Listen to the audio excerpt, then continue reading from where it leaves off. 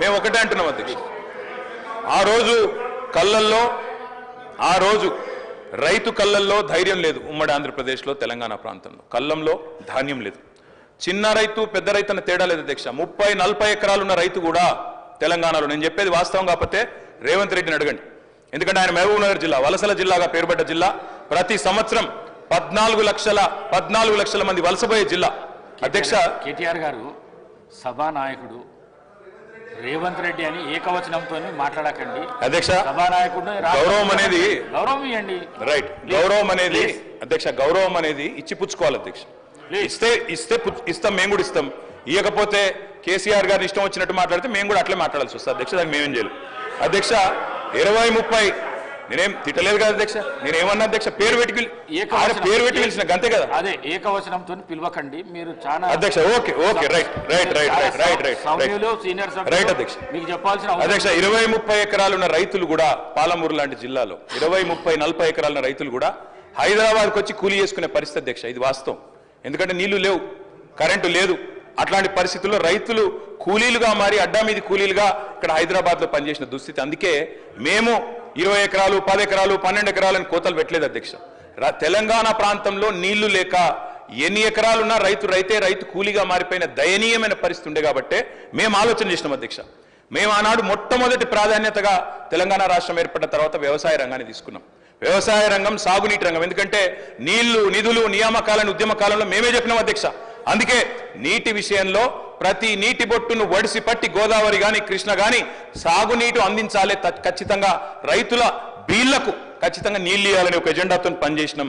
ఆ పునర్నిర్మాణ కార్యక్రమం తీసుకున్నాం అధ్యక్ష. అందులో భాగంగానే అధ్యక్ష, రైతు చల్లగా ఉంటే పల్లె చల్లగా ఉంటుంది అధ్యక్ష. పల్లె కూడా అందరూ బాగుంటారు. ఎందుకంటే గ్రామీణ ఆర్థిక వ్యవస్థకు రైతు కేంద్ర బిందువు.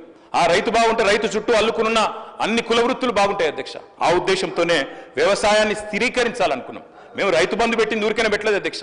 మా ఉద్దేశం వ్యవసాయ స్థిరీకరణ, వ్యవసాయ స్టెబిలైజేషన్, అగ్రికల్చర్ స్టెబిలైజేషన్. ఆ కార్యక్రమంలోనే కొన్ని విప్లవాత్మకమైన కార్యక్రమాలు తీసుకున్నాం అధ్యక్ష. అందులో ముఖ్యమైనది అధ్యక్ష 24 గంటల నిరంతర విద్యుత్. తెలంగాణ వచ్చినాడు అధ్యక్ష, కరెంటు లేదు. తర్వాత మీరు చూసినట్టయితే ఆనాడు దాదాపు పొద్దున 3 గంటలు, రాత్రి 4 గంటల అధ్యక్ష కరెంటు. దొంగ రాత్రి, అర్ధరాత్రి వచ్చే కరెంటు కోసం కావలగాసే దుస్థితి. దాన్ని మార్చాలనుకున్నాం సమూలంగా. 24 గంటల నాణ్యమైన ఉచిత విద్యుత్ రైతులకు అందించిన ఒకే ఒక్క నాయకుడు భారతదేశంలో కేసీఆర్ గారు అధ్యక్ష. ఆ కార్యక్రమం చేసినాం. అదేవిధంగా మంత్రి గారు కోమటిరెడ్డి వెంకటరెడ్డి గారు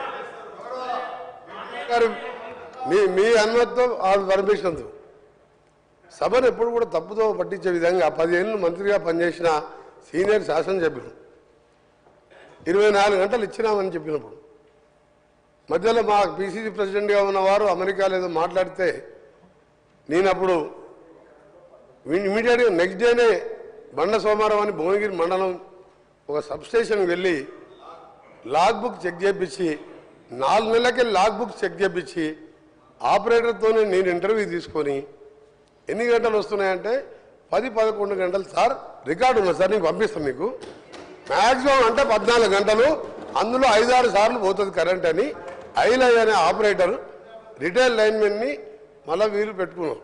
గతంలో రిటైల్ లైన్మెన్ అయిన తర్వాత ఐటీఐ చేసిన వాళ్ళని పెట్టేది ఎక్స్పీరియన్స్ లైన్మెన్. ఆయన చెప్పిన రికార్డు పంపిస్తాను. ఒకటి ముఖ్యమైనది, ఎందుకంటే సబ్జెక్టు కరెక్షన్, ఎందుకంటే వారు మిస్గైడ్ చేస్తుంది తెలంగాణ ప్రజలు. 24 గంటలు ఎప్పుడు ఇయ్యలే. 5 ఏళ్ళు ఎమ్మెల్యేగా ఉన్నా, 5 ఏళ్ళు ఎంపీగా ఉన్నా, 1000 గ్రామాలు తిరిగినా దాన్ని విత్డ్రా చేసుకోవాలి వాళ్ళు. 24 గంటలే ఆ లాగ్ బుక్స్ సాయంత్రం వరకు ఆదిలాబాదు, నల్గొండ, అలంపూర్కి వెళ్ళి రాత్రి వరకల్లా మొత్తం తీసుకొచ్చి హైదరాబాద్లో ఓ లాకర్లో పెట్టి దాల విషయం. ఎందుకంటే దాన్ని ప్రూవ్ అవుతుంది కదా అధ్యక్ష. నేను వీడియో మీకు పంపిస్తా, మీరు వీడియో ప్లే చేయండి అసెంబ్లీలో. అందుకనే దయచేసి గౌరవ సభ్యులకు మీ మీద గౌరవం ఉన్నది, మీరు దాన్ని విత్డ్రా చేసుకోండి. రెండో